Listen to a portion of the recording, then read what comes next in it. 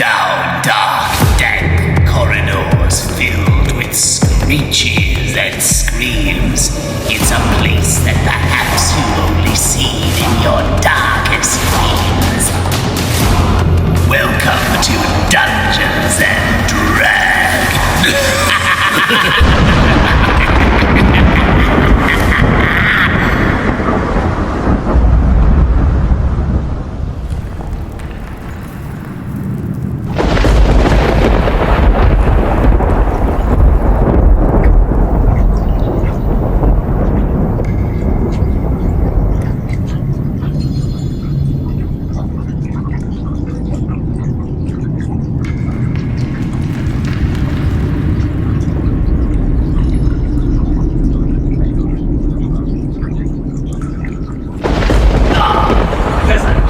Guilty or not guilty, how do you plead? No matter. The only matter is the fact that all who come down here are destined to. Stolen a loaf of bread, have we? Renounced God? A heretic, perhaps? Dance naked with the devil? I know what you've been up to, and I think you may be innocent. In my eyes, at least. Do you have a lust for carnal sin? Then sit. Stay a while. You're far better off down here with the screens than you are up there. Come in search of darkness and escape or release from the mundane. Then I will guide you. Here in the dungeon, this is where nightmares are forged and magic is woven into the very fabric of reality. This is where I, 𝖕𝖊𝖆 create all the magic I now bring to the modern world. Here is where my shows are crafted, and I conjure the unimaginable and the ugly. So, perhaps we should talk about the rules of the dungeon, how things operate down here. Well, firstly, you've been curious enough to follow me this far, and put it this way. Entering a lair of the Black Death itself is no accident, is it not? Firstly, you open the door to the dungeon, and in order to become first-degree devotee, make sure you have subscribed to my channel. Secondly, leave a like and comment on this video. And thirdly, and most importantly, create an atmosphere in your own home, or wherever you may be. Turn down the lights. Go on, hurry up, we haven't got all night. Light your candles and feel one with the dungeon. By engaging in this ritual, you are allowing yourself to be fully immersed in what I like to call the atmosphere. Not atmosphere with a P and a H, atmosphere with a capital F-E-A-R. Fear. Devoted disciples of the Black Death already know that this is the aim of the game. As we delve deeper and deeper into the dungeon, with each episode, there are a few other methods of macabre magic we must turn to. And at the end of each episode, I will consult the bones, and this will leave you with a riddle. Between episodes, you will have sufficient time to solve the answer to the riddle, and write your answers in the comments section below. The answer to the riddle will always tell us the theme of the next episode. So, if you would like to play along, join me at the end of tonight's episode as I consult the bones.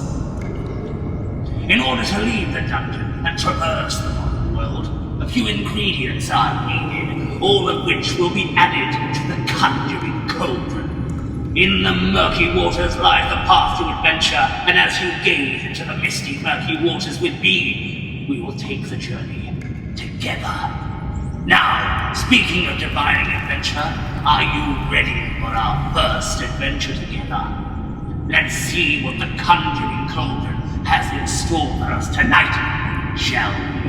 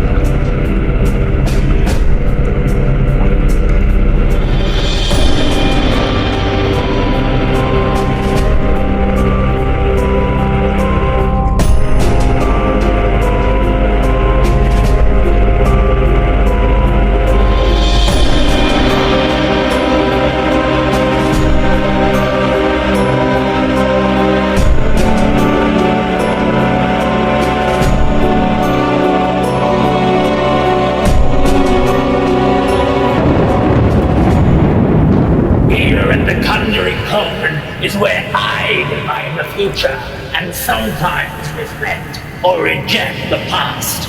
In these murky waters, I see all. In the mist lies a mystery, a journey filled with darkness and misery, or one of haunting horrors and pesky peasants, all pitiful in their putrescence. As witches cackle and fill the skies with fright, where will our journey take us tonight?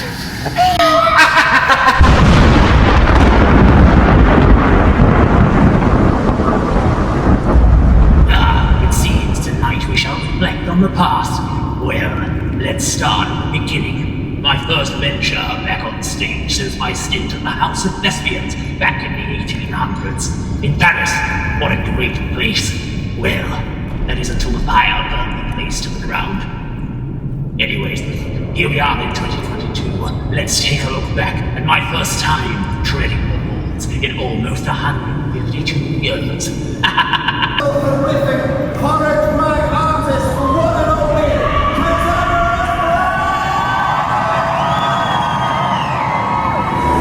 Attention, mortals, freaks, weirdos, and creeps. Beware the evil snare. Once human, now eternally cursed. I am a black smoke that consumes so many. I am a lie. I am a skulking rat that carries the leak. Black is my soul, and they know me as the Black Death. Your faith has no power now. For long times, your soul, and embrace the darkness. There's no turning back. You are now at the mercy of 𝖓𝖏.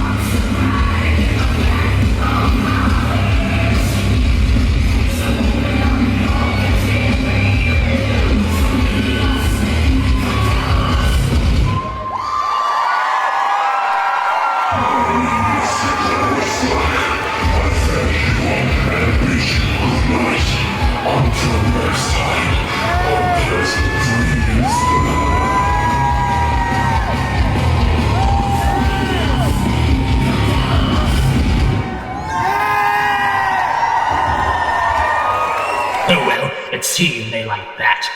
From that day forth, little did they know that my plague had started to grasp their mortal souls and infect their minds and senses.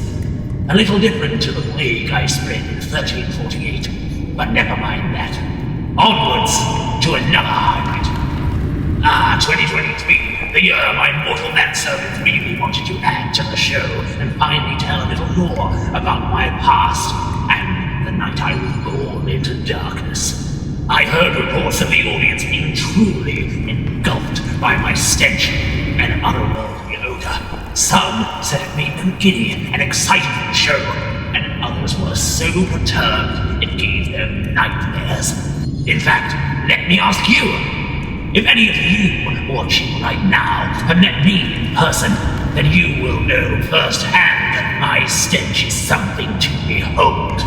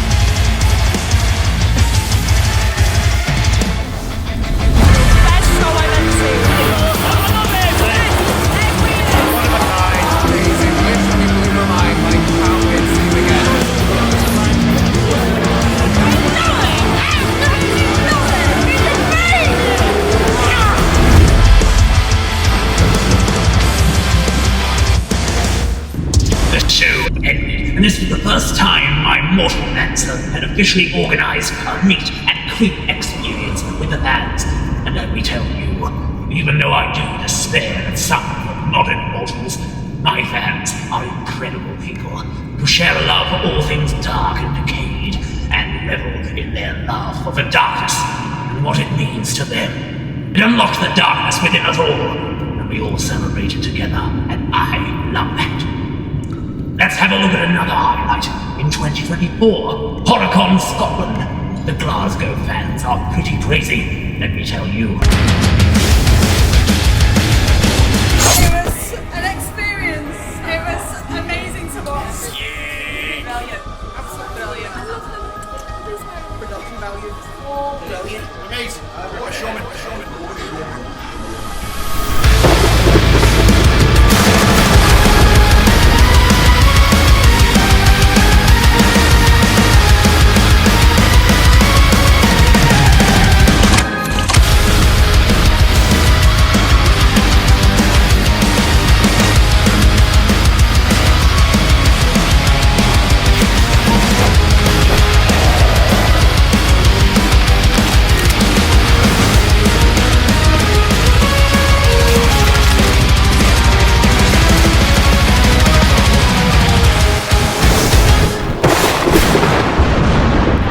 Lastly, let's take a look at another 2024 show, the legendary 𝖊𝖆 horror in Manchester, England. This show saw the craziest meet and creep line yet. Plagued peasants queuing up to meet me. Let me tell you, when a mortal man summons darkness, builds him a performance career in the modern world, and tells him to go out on stage, there's only one thing to do, and that's enjoy it, of course. I must admit, it took me a while to get used to the camera. What a marvelous modern marvel. In my day, we used to capture people by chopping them up and keeping their vital organs for ritual purposes. Nowadays, all you have to do is press a button. Anyways, meeting the fans really does thaw out my icy cold black heart.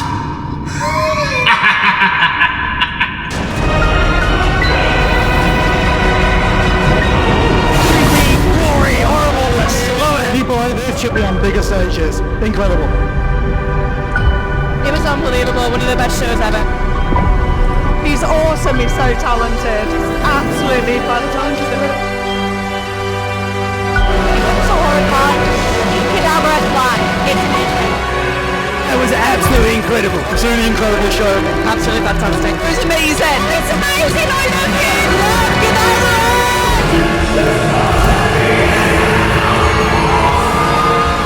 That's all I have to say.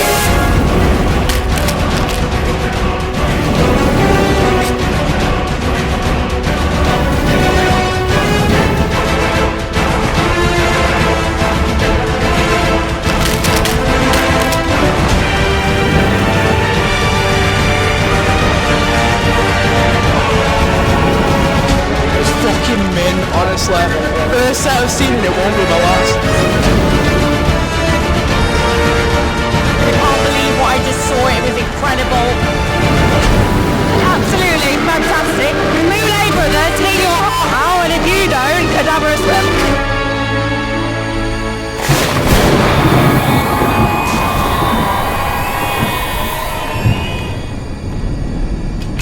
Well, I hope you enjoyed that little glimpse into the past.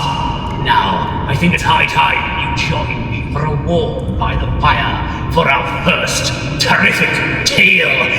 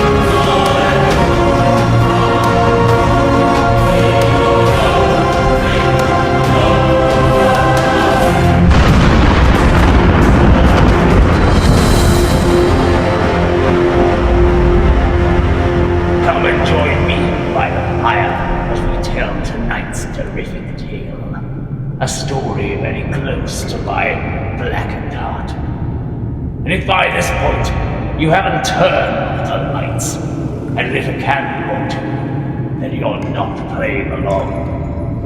I implore you to grab a drink and make yourself very uncomfortable. Tonight, I will read you a story adapted from an Iroquois legend.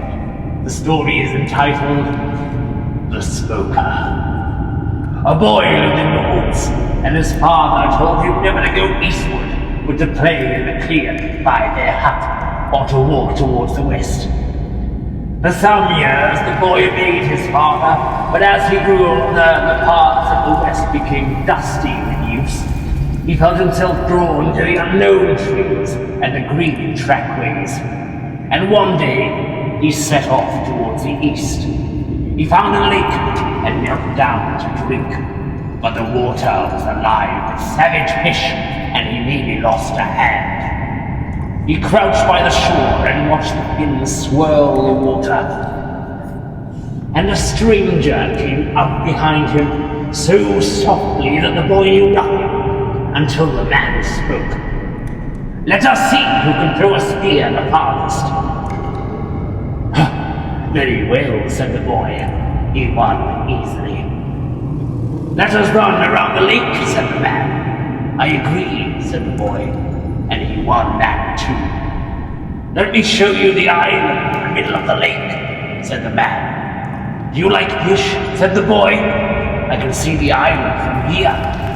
The man whistled, and a boat came into sight, drawn by 3 flying swans. The man and the boy stepped into the boat and were carried to the island. But as soon as they landed, the boy wished he had stayed at home. For the man knocked him down and left him, and went back across the lake. The boy felt his bruises, nothing was broken, although he ached from the fists. He limped about the island to find food, but there was little except roots and berries and no shelter. He sat and watched the night come. If you would be good enough to dig an inch or so into the earth, it would do me a great kindness. The boy was startled, for there was no one to be seen. I'm in the leaf mold, said the voice. The boy scraped the last year's autumn, and underneath he found a skeleton lying yellow on the ground. I am much obliged, said the skeleton. Now one more thing, if you will. Under that tree just by the bowl, there is a pouch buried. Would you bring it to me? The boy put his hand down by the bowl and found a tobacco pouch in the soil, and a pipe and flint. It would gratify me, said the skeleton, if you would light the pipe and put it in my mouth. The boy did so and held the pipe between the skeleton's teeth. Oh, thank you, said the skeleton. It's the mice, you see. They nest in my ribs, and only the smoke will move them. Such a torment they are, and such a blessing this is. The boy sat without moving until the skeleton had finished the pipe. Now, said the skeleton, you will want to know what you can do about the man who brought you here. Well, I'll help you. He's on his way now with dogs to hunt you for sport. So you must run up and down all over the island, leaving tracks, and be sure to touch every tree. Then, when he comes, hide at the top of a tree, and they will never find you. And that is what the boy did, and the dogs could not find him, for his scent was everywhere. At dawn, the man took them off, and went back to the land. He will come at night, said the skeleton, and it will be to drink your blood. But you must dig a hole in the sand near where the boat is beached, and wait for him to start looking for you. All that day, the boy held the pipe for the skeleton. And remember, said the skeleton, don't return for a year. Then, if you will, bring me a little tobacco, perhaps. It would be most beneficial. Indeed it would. The boy hid in the sand until the man had disappeared among the trees, and then he ran to the boat and jumped in. Soon as they felt the movement, the swans flew back to the land, taking boat and boy with them safely among the deadly fish. And the boy went home and stayed westwards for a year. At the end of the year, he made his way to the lake again. The swans were waiting. The island was unchanged. I brought you a new pipe and pouches of tobacco, said the boy. You are more than considerate, said the skeleton. The nesting season has been a great burden. The boy lit the pipe, and the mice were soon cleared.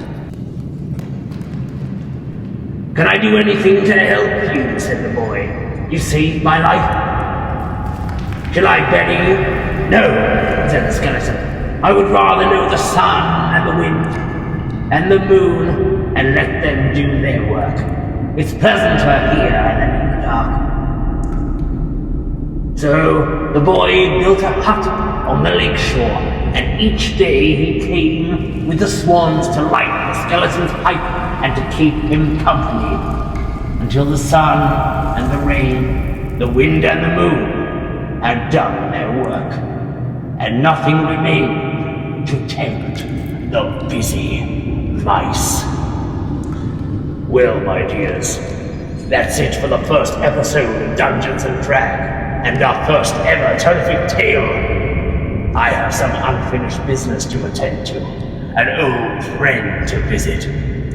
So, until next time, unpleasant dreams.